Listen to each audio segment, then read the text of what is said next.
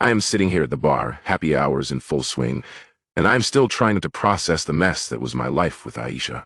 We grew up together, you know. I mean, not literally, but we met in high school, and I thought I knew her better than anyone. She was the mother of my two kids, and I gave up everything to build a life with her. There were always little red flags, but I ignored them. She'd get these emergency trips, and I would be like, "What's going on?" And she'd just brush it off. Family stuff, or work stuff. I never pushed the issue. She'd always need to know where I was.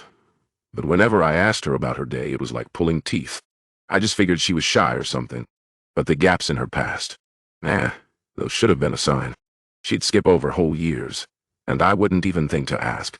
I mean, I knew she grew up in another state, but sometimes I got the sense she was hiding something. And those trips, I started to notice they always seemed to happen when I was busy with work or something. I wrote it off as coincidence. A few years ago, I started to feel like I was losing myself in our relationship. I had dreams, ambitions. I wanted to start my own business.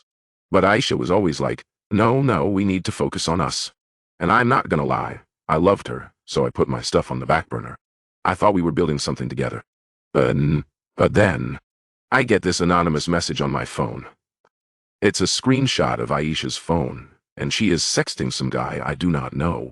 I am talking explicit stuff. My mind just goes blank. I feel like I have been punched in the gut. The next day, I confront her. And at first, she is playing the victim. Like, I am the one who's crazy. You're just being paranoid. That kind of thing. But I show her the screenshot, and suddenly she is hurt and defensive. I demand to know what's going on, and she just breaks down. That's when she tells me her real name isn't even Aisha. It is something else entirely. And she's been living this whole life under an assumed identity. I am reeling, man. I thought I knew this person. The DNA test on our kids. It was just a formality, I thought. But it turns out, Aisha's not even their biological mother. I do not know who their real mom is or where they came from. I am still trying to process all this. I look back on our relationship, and I see all these signs I ignored. The secrecy, the evasiveness. It was all there. But I loved her, and I wanted to believe in her.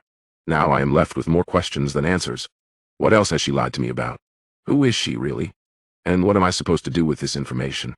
I mean, I still love my kids, but I do not know if I can ever trust another person again.